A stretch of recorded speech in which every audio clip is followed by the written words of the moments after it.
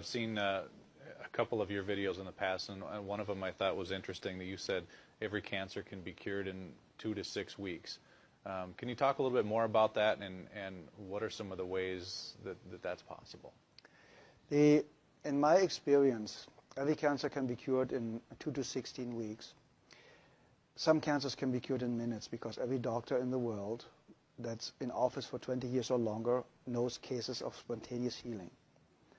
There's even a book out called Spontaneous Healing by a guy I really don't like, just stating that there are cases of spontaneous healing. That means if it's possible, we just have to find a way to access this. That's number one. The second, you get rid of acidosis and toxemia. The second, the body gets alkaline and oxygen rich. With juicing a lot of greens like chlorophylls, everything that's green has a lot of chlorophyll, gives the body a lot of oxygen.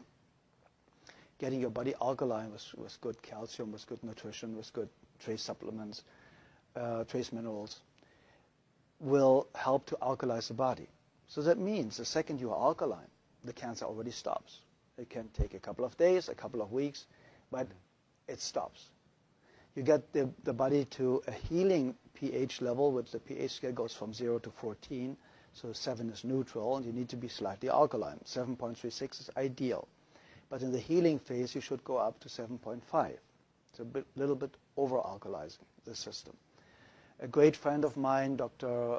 Martin in Germany, is using oxygen more step therapy, for example, where you take the blood out, get ionized oxygen, and you lead the blood back in. And you do this 12 times, and you have basically brand new blood like a newborn baby. So you already eliminated the lack of oxygen. You see the blood coming out looks like black. They put the oxygen in and it becomes pink. And it's like legal doping. You get it and you feel so energized and you're so vital. What my MDs in Europe use is vitamin C injections, intravenous vitamin C injections, 100 cc's a day, 3 times a week. That's what we used in certain cases more often. And very often, believe it or not, in my personal experience, the tumors or the cancerous growth was basically gone within a couple of days. And because vitamin C is so powerful and one of the greatest healers out there, you can fix nearly every heart problem, cardiovascular problem with vitamin C. They want to take it off the market. So it's going to become a prescription medication, and then it's synthetic and will not work anymore, like vitamin E. Vitamin E basically helps you to cure very easy and fast blood pressure problems in any way, shape, or form. That's why they made a study with artificially created vitamin E, chemical created vitamin E. Said, see, it doesn't work. No, of course not. Chemicals don't work.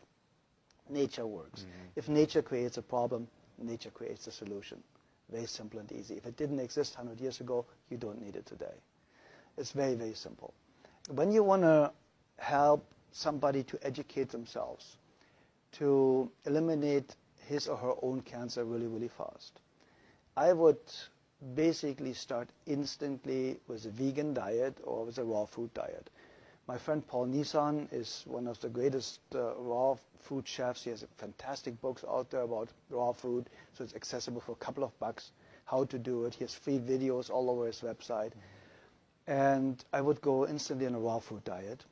I would go make sure, if I don't have a very rare kidney disease, to drink a gallon of water a day with half a teaspoon of sea salt in it a day, because we need salt for every body function. We need electricity. And this electricity can only be produced with enough salt, basically. So if you have a lack of salt, you have a blood pressure problem. See, and we're not supposed to have salt, though, too, especially if we have high blood pressure. That's what we're told. Okay, it's the opposite. The problem is they are talking about table salt. Very often, table salt is 1/3 glass, 1/3 sand, and 1/3 salt. So the glass or the sand is scratching the arteries, and they start to bleed. So now cholesterol goes there to stop it from, to make you survive, to stop it from bleeding, so that you don't bleed to death internally. So now they say the cholesterol all of a sudden is the cause of the high blood pressure because it narrows the bloodways.